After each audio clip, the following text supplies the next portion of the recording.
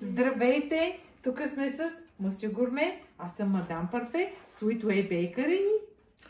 И сега ще видите едно типично ястие за мен. Не казвам, че е българско, не казвам, че е турско, не казвам, че е арабско, не казвам, че е... но е от нашия район.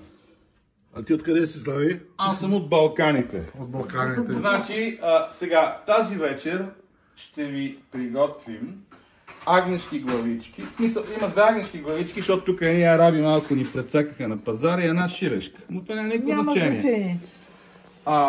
Мозък и телешки бъбреци. Сега ще ви кажа с две думи какво ще правим и да знаете, че всичко върви с хубаво питие. Джин и водка в случая. Така. Още не сме започнали да пием. Не. Да дойди хейтите. След това. Така, за хейтерите. Вие сте welcome за коментирате. Обожаваме хейтери. Да, чакаме ви с нетърпение. Значи, Мусю Гурме и Мадам Парфе, we are waiting for you, dear haters. Най-важното нещо при агнешките главички е да се почисти козината, която е останала около очите, около езика и хубаво гърлото да се почисти с оцет. Мозъка трябва да покисне в вода, да се махне кръвта. Бъбрика трябва да покисне в малко оцет за известно време. След това от бъбрика ще направим перфектни шишчета. Това ще бъде перфектно запържено с масло, а това ще бъде на фурна. Започваме. Чакай, Мъсю Гурме, какво правиш? Така, сега, значи слагам оцет в ноздрите, да мине през гръкляна, за да се почистят сополите. Междувременно съм махнал миглите и брадичката. Ето сега тук е в процес. Вижте, има брадичка, има мигли, животното трябва да се почисти. Ушенцата също трябва да се махне, защото ушна кал никой не обича. Мозъка междувременно се кисне във водичка да излезе мъзгата. Така че за сега това е подготовката. Бъбреците се киснат пак в оцетец, да се махне миризмата на... Няма да ви казвам на какво, вие ще сетите сами. Да, искам да кажа, че те са нарязани, ще правим родопски шиш с тях, но рецептата след малко. Сега, да покажа една тънкост. За да се измие хубаво гръкляна, е хубаво да се цепне тук отстрани буските, за да може да го отворим хубаво добичето. Ето така, за да може хубаво да се измие. Защото иначе пречи. Бяга нещо. Бяга, не иска да го ядеме, ама ще го ядеме. По този начин много хубаво се измива гръкляна, устата, от всякакви остатъци, от трева, от всичко. Затова е хубаво да се цепне, леко го отваряме ето така. Сега ще го измия хубаво и гордо, това е лека тънкост. Сега, набързо подправките. Слагаме български подправки. Джоджан, мащерка, риган, некой ще ми каже, че не са български, ама да си гледат работа, Северна Гърция, България. Хималайска сол не е от България, но е сол, вкусна. Хималайте, ходихме да я береме. Да, и чукахме с едно чукче. Така, червен пипер, тук има само обикновено, аз сложи малко люд, защото обичам пикантно. Черен пипер, една специална ориенталска подправка, която има кориандър и раз други неща, но това е тайната на заведението. Винаги трябва да има тайна. Лимонче, с което ще овкусиме нещата. Така, тук, дето се киснат бъбреците, има и малко лимонови кори за аромат. Това ще вкара джестчер. Така, масло естествено. Сега, овкусявам главите, слагам ги да се пекат. Тези красиви бъбреци отиват на едни шишове, а този мозък отива да се вари, защото след това трябва да се направи с масло. За сега толкова. Покажем. Айде. Така, започва същинското готвене. Нямаме маски, но нямаме ръкавици, защото трябва да е стерилно. И покажи с какви престилки. И сме с маркови престилки. Да. Sweet Way Bakery. Което на български означава? Сладки работи на салта. Сега, намазваме хубаво говедата с масълце и малко олио. Те преди това са овкусени, както се вижда, с хубави подправки, които ви показахме преди малко. Тези хубави говеда, които са добре почистени преди това, ще се пекат първо в бърза, после в бална фурна, ето тук. Ето, Лери, може да ги нагласиш, да ги подреждаш, ако искаш, да бъде всичко точно. Нали, важно е обмазването, но и подреждането в тавата също е много важно. Това е най-важното. Това вече се вика. Има симетрия. Да. Да. Ето Колко така. са те трички ли са? Трички. За сега са 3. Семейство. После не се знае колко ще останат. Мама, татко и внучи. Да. Така. Значи, Баба, дядо. важното е хубавото обмазване, за да не са сухички, защото после ще ги обезкостяваме, ще ги допичаме, но това е след час-два. Зависи. Тази красива форма зад мен колко добре готви. Айде. Така, сега, ето, спядай, Лери, така, Thank you. Красавци. ето така. Нещо вода ще им слагаме? Малко водичка само, може Топла, да капнеш малко гореща. водичка отдолу и сме окей. Така, сега, значи главичките са вътре, чакаме ги 2 часа. За сега нищо повече по тях. Сега, мозъчето. Гледай каква прекрасен мозък с 2 полукълба, ляво и дясно. Перфектни. Дафиново листче. Слагаме малко хубав цветен черен и червен пипер. И малко прекрасна хималайска морска сол. Това беше глупо, защото в Хималаите няма море. Така, това нещо ще се свари за 30 минути. И след това ще го обработиме. Това мозъче прекрасно.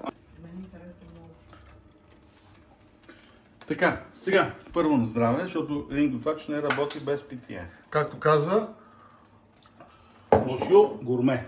Аз. Така, сега, тук ще правим от бъбреците родопски шиш. С тази цена трябват хубави подправки, ябълки и лук.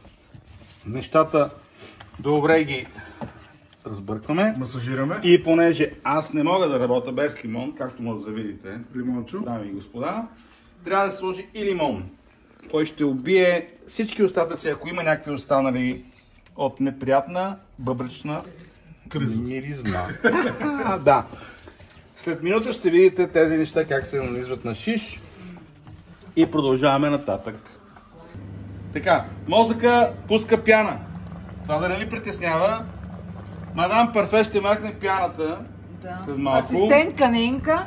И малко ще намалим това, защото много силно ври. Да. Даже още повече според мен трябва да го намалиш. Аз на тези котлони много не им разбирам. Да, ама 4 примерно, ето така, добре. Значи трябва да се отдели каймака, така ли? пяната. Да, и прилича на каймак, ама не е каймак, пяна е. И така. И така. Сега вече започваме да нижаме шиша. Както видите, шиша не е много традиционен, защото има само бъбрече, ябълка. Защо ябълка?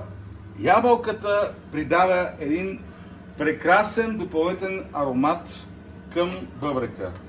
Значи, ако сложиш само лук и чушка като нормален шиш, ще е малко силен вкуса. Между другото, тази рецепта я научих от един стар родопски дядо. Това между другото е шиш по-родопски. Родопите явно имат много ябълки и много говеда, които имат бъбреци. Предполагам, че и лук имат. Но както и да е, това се казва шиш по-родопски. Значи нижеме лук, ябълка, бъбрек, лук, ябълка, бъбрек. И След това накрая ще ги намажа хубаво с масълце, ще сложа малко лимонче, понеже както знаете, аз обожавам лимоните, може да видите. И продължаваме нататъка.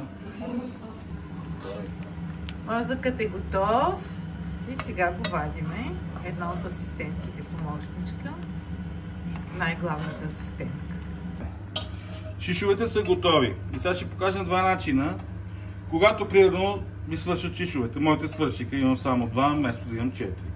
Затова остатъка ще го сложим в тавичка да се запича, а шишовете, понеже сме в апартамент и няма как да го направим на грил, това се прави на грил между другото, ще го направим вътре във формата. Тоест, видите два начина за печене по този начин. В тавичка и на шиш. гол!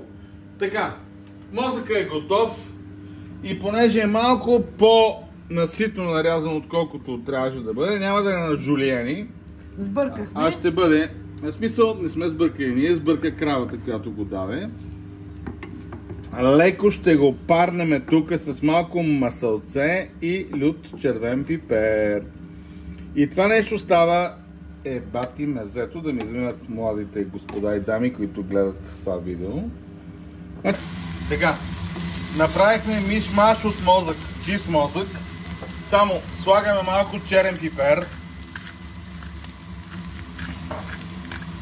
И това нещо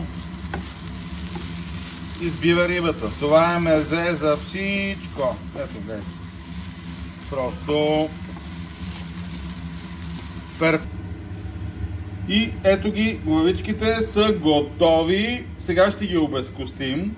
И ще ги сложим в една тавичка с малко подправки и масълце. Леко да се усъферят. Давай. Така. Сега трябва да обезкостиме главите, за да може после да запечеме нещата от главата. Така, очите са много важни. Хората ги хвърлят, но те са много важни. Слагаме ги на страна и махаме месото. То е почти готово. В тази тава ще го позиционираме заедно с езика, който също е супер важен и супер готин, но трябва да бъде отделно запечен. Ето го езика, заедно с очите. Така че след малко ще видите готова продукт. В тази тава запечен с масло и подправки и това ще бъде финалният продукт. Но очите са най-важното нещо.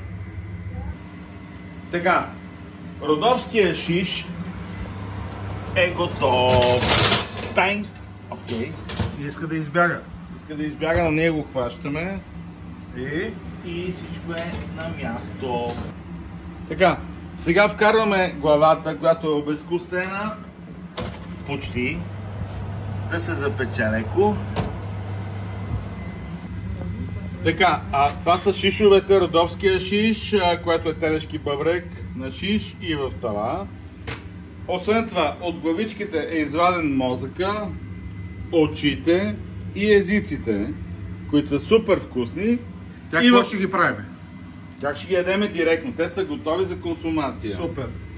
А пък в фурната просто остатъка от главата, малко да се затопи, да се ушамати и поредното мезе за хубаво червено вино или бира, кой каквото обича.